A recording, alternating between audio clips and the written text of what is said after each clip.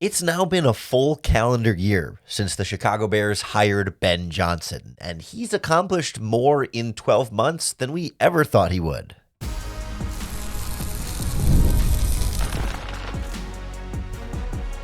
You are Locked On Bears, your daily Chicago Bears podcast. Part of the Locked On Podcast Network, your team every day. This is Locked On Bears, and I'm your host, Lauren Cox. I'm here to bring you your daily, in-depth Chicago Bears news and analysis. On the show today, we're going to look back over Ben Johnson's first year in office, if you will, and talk about how far he has come and how much he has accomplished based on where the expectations were from the start. And they were very high, but not necessarily so high to accomplish so quickly, right? It's more about the time frame with which he has gotten to this success as opposed to the level of success he has been able to reach, but how his success matters more than just the wins on the field and the playoff run that the Bears went to. And we'll also take a look at then, okay, given what he did accomplish so quickly in year one, how does that set the stage for year two? And what should the expectations be for the second trip around the calendar with Ben Johnson? I want to thank you for making the Locked On Bears podcast your first listen today. We're part of the Locked On Podcast Network, your team every day, and we've been here for you every day since the Bears hired Ben Johnson a year ago on January 20th. A full 12 months have already gone by, and it really has flown by quickly. And I think that's the first thing that jumps out to me right away is like, when you think about, wow, it's been a year already. Like the playoffs are still going on. And like all these other teams that have head coach openings around the NFL are still looking for head coaches. Like a couple of teams have hired guys. And it reminds me, first of all, that like they hired him really quickly last season and how big of a deal that was for this organization in particular to be decisive and go get not only their guy, but the top guy in the head coaching market. And it was like the first sign that things could actually be different this time around with this head coaching hire as opposed to the last, 4 or 5 since Lovie Smith that all kind of felt like getting on the same ride and having the same results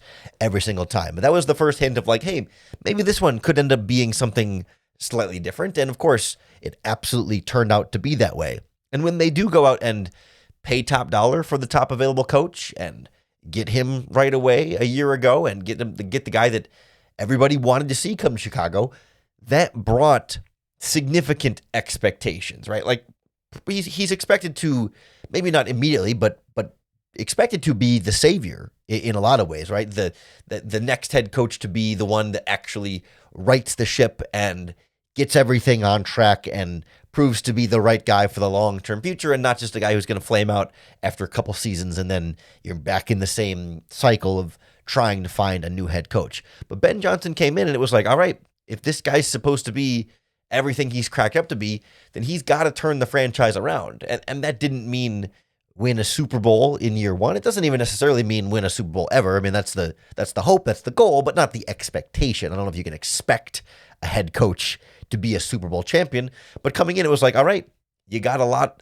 of expectations and a lot of work to do, right? This team had been struggling so much under Matt Eberflus, and yet it felt like they were on the precipice of starting to get somewhere, and that so much of the talk under the previous regime was like, well, it feels like the coaching staff is holding back the players a bit more than the players holding back the coaching staff in terms of the promise that Caleb Williams had shown and some of the weapons they were starting to acquire on offense, some of the money they invested on defense, right? There were pieces there, it just didn't feel like they were being used all that well. And so it was like, all right, Ben Johnson and this staff have to be like the grown-ups in the room, right? And provide some leadership and direction. And then on top of that, high quality offensive play calling from him, and his defensive coordinator hire was going to be critical to see how that pairing would go, right? But like there were some expectations that this team was ready to start turning around a little bit, but not expectations that you would go to the divisional round of the playoffs, certainly. I mean, we can all look back to the beginning of,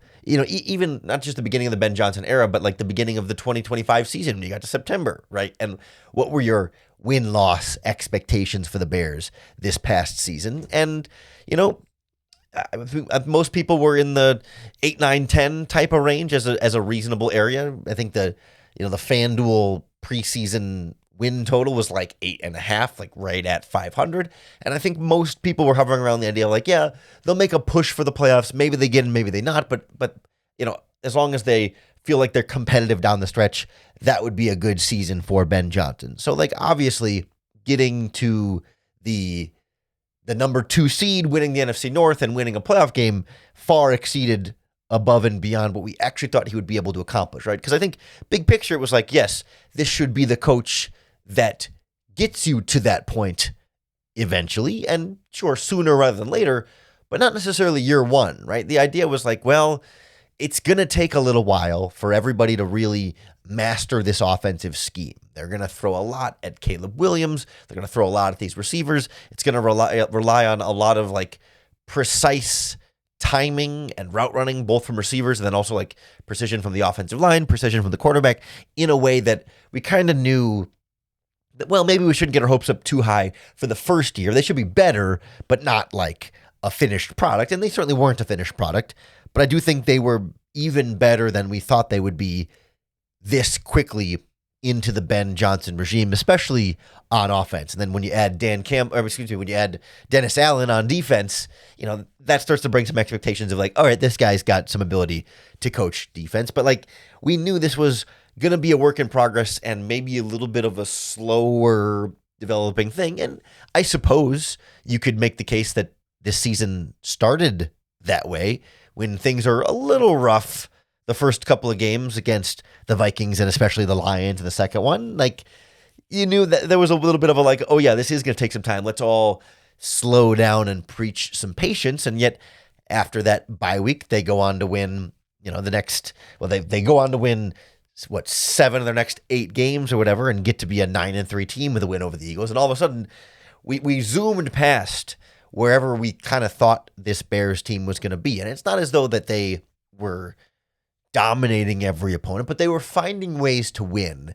And that's a big part of what felt like such progress. I think we talked about this idea a little bit over the course of the season, right? Last year's Bears teams of 2024 found ways to lose, and Ben Johnson's Bears team of 2025 found ways to win, and how big of a difference that felt of players being put in positions to be successful and to see players developing and growing as the season goes on and feel like they're squeezing the most out of not literally every player at every position across the roster, but you're seeing plenty enough examples of young players developing, unknown guys emerging as much better players than we thought they would be, like all the little signs you look for on the field of a coaching staff doing a good job.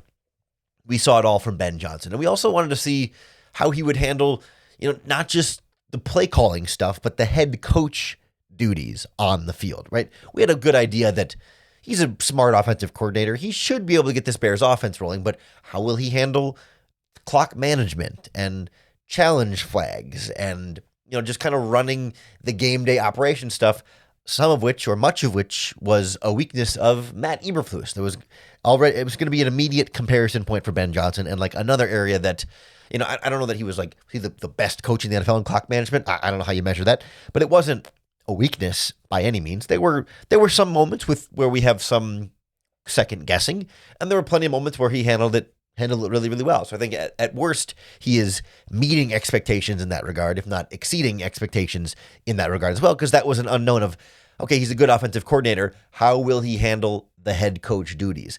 And I think the off-field aspects of that are both almost the more important and certainly the more impressive aspect of just how much progress this Bears team has made in terms of like culture and organizational direction beyond just winning on the field. So we'll take a look at it's not exactly off the field, but it's not directly, between the whistles type of impact either. But we'll take a look at like Ben Johnson's impact on turning this whole organization around next on Locked On Bears. This episode of Locked On Bears is brought to you by DripDrop. Kicking off the year feeling good is the goal, right? And honestly, hydration is one of the easiest wins because I know when I stay on top of it, my energy, my focus, and my mood all level up. But let's be real. Plain water doesn't always cut it, especially when you're grinding through those long days and you just need something a little bit different when you're hitting the gym and just trying to stay consistent with your health goals. And that's where DripDrop comes in. It's doctor-developed, proven fast hydration that helps your body and mind work better. Think clearer focus, better energy, elevated mood, and even that fresh skin glow. DripDrop's science-backed formula is trusted by firefighters, medical professionals, and over 90% of top college and pro teams because it rehydrates you faster and more effectively than water alone. Right now, DripDrop is offering our listeners 20% off your first order. Go to DripDrop.com and use our promo code LOCKEDONNFL. That's DripDrop.com, promo code LOCKEDONNFL for 20% off. Stock up now at DripDrop.com and use our promo code Locked On NFL. The Locked On Bears podcast is also brought to you by Robinhood. What if sports were traded like markets? Well, now you can put your sports IQ to work in real time with Robinhood prediction markets. Because it's not you against the house, it's you participating in a live market. You can buy or sell your positions live all game long and use your sports knowledge in the moments that matter. Robinhood predictions markets change the game when it's people moving the action. So when momentum shifts, you can move with it. You have always known the game, but never had that dynamic way to apply that knowledge. But now you can actually take part live in a market powered by people. You're no longer just a spectator. Play by play, you decide. Trade every play with Robinhood. Now available across the U.S. Download the Robinhood app now to begin. Futures and cleared swaps trading involve significant risk and is not appropriate for everyone. Event contracts are offered by Robinhood Derivatives LLC, a registered futures commission merchant and swap firm. Ben Johnson's impact on the field, very easy to see. Winning as many games as the Bears did, 11 in the regular season, I guess 12 total. Winning the NFC North, being the number 2 seed and hosting 2 playoff games, winning a playoff game, I should include in there. Obviously, the pure win-loss total, the Bears exceeded expectations in year one.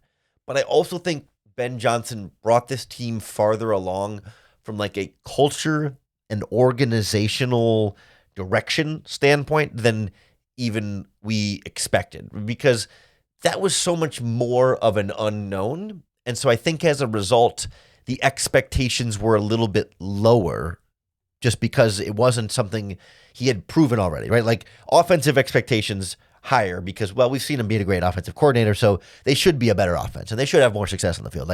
That was he exceeded those expectations, but those expectations started higher. I think culturally it felt like a bigger lift and more of an unknown to say, how well does he lead a locker room? How well, does he have guys bought in? How well does he handle personalities? How well does he handle motivation? How well does he handle just getting guys locked in? Because we've seen smart offensive play callers come to Chicago before. I mean, certainly Mark Trestman was that at a very minimum, and Matt Nagy had some of that early on, and things ended up getting derailed. But sure, we've seen head coach who has been a good coordinator before come to Chicago and continue some good coordination of that side of the ball.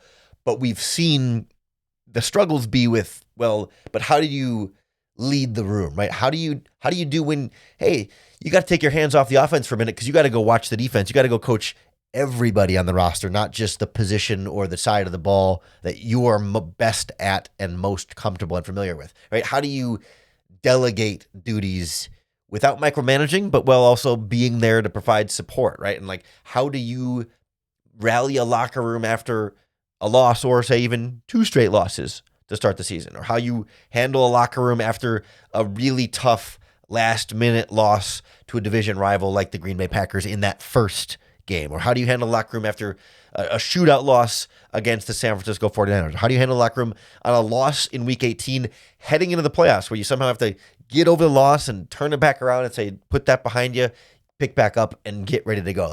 All of these things that, leadership, motivation qualities that people can say, hey, Ben's a good leader or Ben's this, but until you're the head coach, the face and voice of an organization, to that same point, how do you handle press conferences? Yes, who cares if you win or lose the press conference? That doesn't affect winning and losing on the field. But how do you minimize distractions that way? How do you avoid throwing players under the bus while also holding players accountable, right? How do you not create, how do you avoid creating more noise outside of the organization and distractions that can eventually build up and affect your team over time?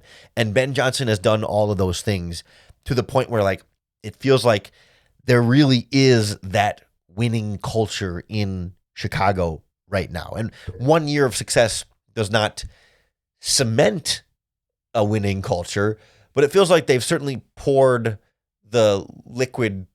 I guess cement would be the liquid form of concrete. Or they pour the concrete for the foundation, but you pour cement and it hardens to concrete. So it's a tricky analogy there, but you get the idea, right? Like, maybe the foundation hasn't fully hardened yet, but you've got the frame in there and you've got this liquid cement poured in there, and then it's just, or am I having this backwards? Is concrete liquid form? I know I'm twisting myself up, but you get the idea, right? Like, the foundation has been poured and is setting, and presumably should be good to go because of how you've seen this team handle every week, right? They don't get too high on the highs or too low on the lows. Like, Ben Johnson knows when to rip the shirt off and yell in the locker room, and when to just take it easy, and when to be, particularly stern intensity, and when to be intense in the positive way, right? Like, we've just seen him navigate so many of these things and have guys so bought in to not just like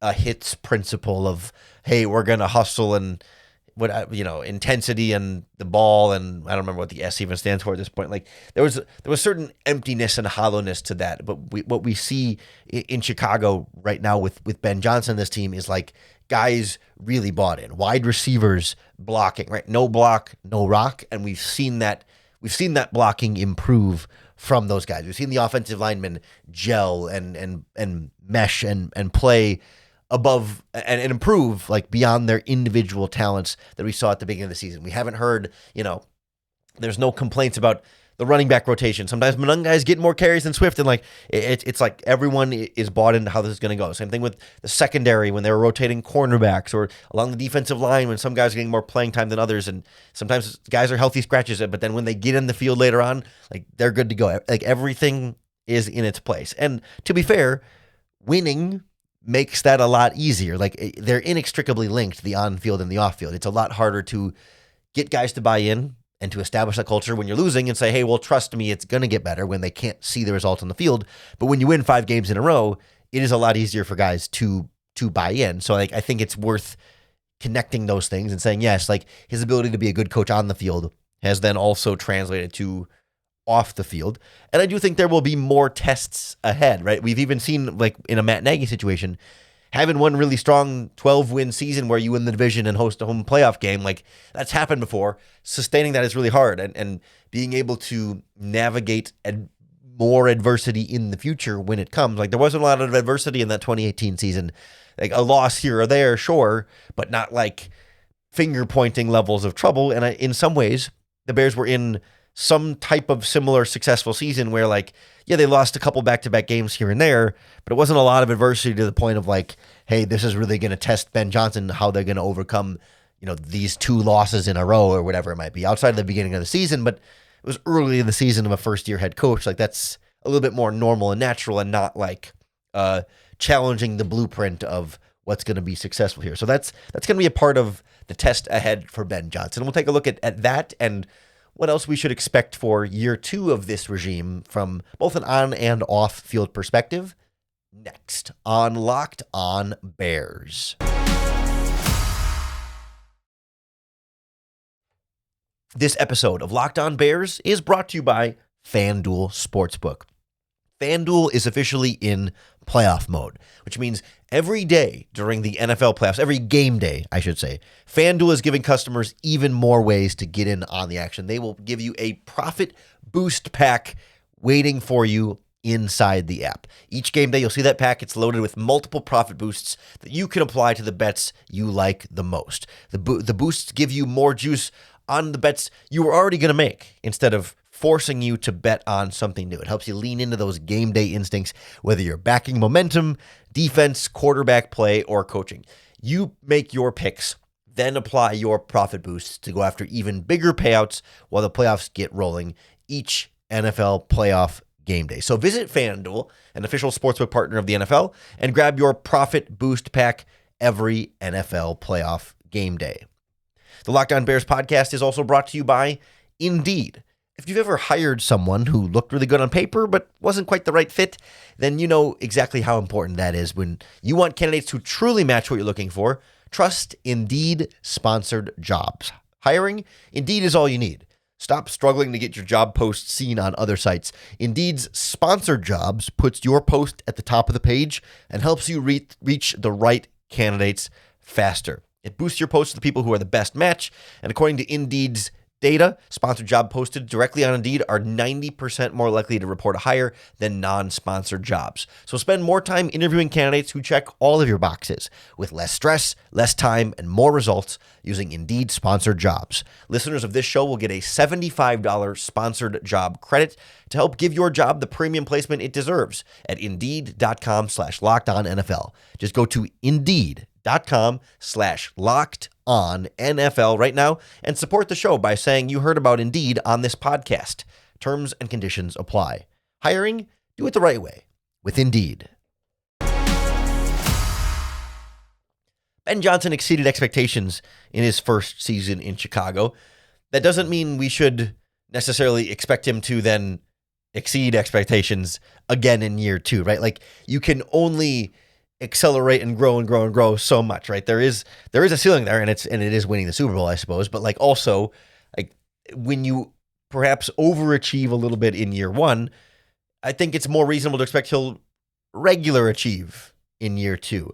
And regular achieving in year two might look similar to what overachieving looked like in year one, right? But the idea is that it's harder to be successful in year one. It's easier to be successful in year two. So even if you do the same thing in each season, it was harder to do the first time, easier to do the second time in terms of everyone knowing the coaches knowing the players and the players knowing the system and being able to just feel like guys are a little bit more locked in. It's not to say it's easy to get to 11 and then 12 wins again next season. I certainly don't want to imply that, but more so the barriers are fewer when everyone's a little bit more familiar with each other and what they're being asked to do. And of course, there will be players that leave, there will be players that come. There's a whole offseason of free agent and NFL draft moves that we got to break down for you. But that's why you got to subscribe to Locked On Bears and keep making Locked On Bears your first listen every day. If you want to join the Everydayers Club and listen to Locked On Bears ad-free in Apple Podcasts, Spotify, any of your favorite podcast forms,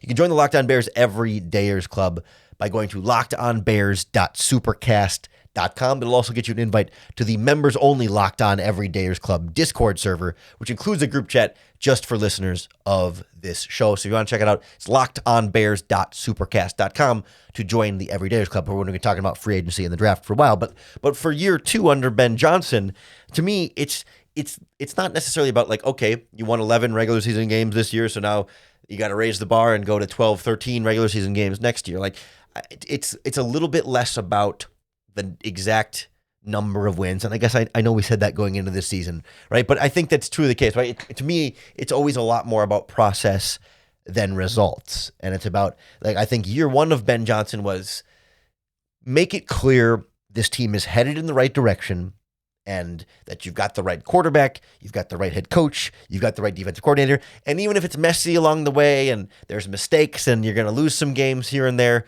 at least you'll feel like, hey, there's a foundation and everything's heading in the right direction. And then year two is always going to be when you really shore things up, get your ducks in a row, and look like the more complete product. And I don't want to say like finished product because are you ever finished product in the NFL, right? But like the more like complete, assured, there's no, I don't want to say no more excuses, but a lot fewer excuses, right? When it comes to miscommunications between quarterback and receiver, you can allow that if it's a new receiver, for example, they draft another guy, or I guess they sign a free agent or whatever. Like I'm willing to still, again, allow is not the right word, understand. You can understand it when if it's a guy who's brought in this offseason, so it's that player's first year. But like guys like DJ Moore, Rome Odunze, Luther Burden, Colson Loveland, Cole Kmet, year two, you cannot have those types of miscommunications of just like they both didn't understand the play call the same way. Like not in year 2. In year 1, even late in year 1, I'm willing to have some amount of patience, right? I don't want to say excusing it, but like understanding it of like, okay, I guess I get that they're still ironing out the kinks a little bit. But year 2, none of that. There's no excuse. Guys that are still making those kind of mistakes in year 2, then they're the problem. Like year 1, okay, like we know Ben Johnson was putting a lot on Caleb Williams' plate, was putting a lot on everybody's plate on offense. Like that was the whole thing, is like kind of throw the kitchen sink at him. It's going to be really complicated at first, but then once you get over that learning curve, then you should be good to go. Year 1 was supposed to be that learning curve. Now we're at the then you should be good to go phase of that direction. And that's what year 2 means to me. And that doesn't mean you're sweeping the NFC North and winning 13 games and you're the number 1 seed and all that. Like you can eliminate the miscommunications and some of the year 1, learning curve stuff doesn't mean you win a bunch more games necessarily, but like, I think it means the games you do win aren't won in the final play of regulation on a miraculous game-winning touchdown, right? Like, I think year 2 for Ben Johnson is, again, like 10, 11 wins, but like those 10, 11 wins are a lot more comfortable. Not all of them, but just generally speaking, a lot fewer one-score victories there. Like, you're still going to lose some games next year. You still might lose some games that, you really feel like you should have won that game. Like, in the NFL, we saw all season, good teams would kind of randomly lose to bad teams, or teams that we thought were really good would lose to teams that we thought were bad. And sometimes we'd be like, wow, how the heck did that happen? How the heck did the Dolphins beat the Bills? And how the heck did the Patriots lost to somebody bad? Like we saw, and the Browns beat somebody. You know what I mean? We saw those examples. So it's not that, the Bears are going to be, or the expectation shouldn't be that the Bears have to be some flawless, perfect team that's not going to have any bad games or make any mistakes. But they shouldn't make the kind of mistakes that are year 1 in a system type of mistakes. I mean, drop passes are still going to happen every once in a while. It shouldn't be a regular thing, but every once in a while. Same thing with penalties, right? No team is going to go 0 penalties. They're going to have penalties every once in a while. But there's not a lot of excuses for the 9 penalty games, the 7, 8, 9, 10 penalty games. You can't be doing that in year 2. Year 1, I get it. You got a lot on your mind. You're thinking, okay, the offensive line is thinking about the snap count and whether they're sliding the protection and how they're passing off the blitz, and the snap count was at 1 or 2, oh crap, and then you move too early. Like, I'm willing to say, hey, year 1, some of that I can explain, and for rookies, some of that I can understand. But like year 2, you can't have like those same types of self-inflicted wounds. You're going to play good teams, they're going to beat you sometimes. That's okay. The Bears don't need to be the best team in the NFL next season. They don't even necessarily have to be the best team in the NFC North. I mean, you'd hope that if you were the first place this year, like, you should continue to stay better than your opponents. But every team, every offseason thinks you're going to get even better next year than you were this year, of course. And we know that a bunch of teams get worse and some teams get better. And you never think you're going to be the team that gets worse. And I don't think the Bears are going to get like appreciably worse. I mean, maybe they win one fewer game, but like in terms of the quality of the team on the field, we should expect the defense to be better next season. We should expect the offense to at least be more consistent. They were a top 10 unit this season. They don't need to be a top 5 unit next season, but just more consistent in how they get to being a top 10 unit. Instead of it being all a miracle fourth quarters, you're better through quarters 1 through 3, so you don't have to be a miracle worker in quarter 4. And maybe he can still work miracles in quarter 4, and you've been better through 1 through 3, and that helps you win more football games. But like, I just don't think the expectations need to be some crazy, like, well, you went to divisional round this year, so if you don't get to the championship game next year, that's a disappointment.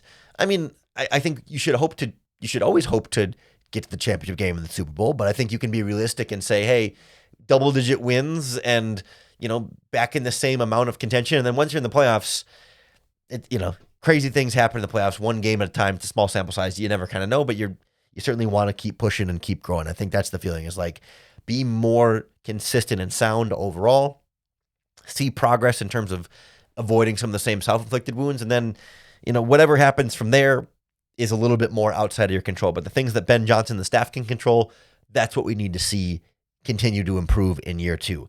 A lot of that's going to depend on what Ryan Poles and the staff do on the roster in terms of, the safeties are both free agents. How are you going to improve the pass rush? What's going to happen with DJ Moore and maybe even Cole Kmet this offseason? Do you go for a running back upgrade? a lot can change. A lot will change between now and week 1. And we're going to be on top of all of it for you right here on the Locked On Bears podcast. So make sure you hit the subscribe button on YouTube or wherever you listen to podcasts. That'll be the best way to keep up with all of our daily in-depth Chicago Bears news and analysis. If you want to ad free, don't forget that Locked On Bears Everydayers Club at lockedonbears.supercast.com for your ad-free listening experience if you'd like. But we're not going behind a paywall or anything. You can always still get Locked On Bears wherever you currently do, on YouTube or on the podcast platforms. This is just a way to take your listening to the next level if you're one of those diehard everydayers that tune in 5 days a week on Locked On Bears. If you do, thank you so much. We really appreciate every time you tune in. But whether you tune in every once in a while or every single day, we thank you, and we hope that when you do tune in, it gives you another opportunity to bear down.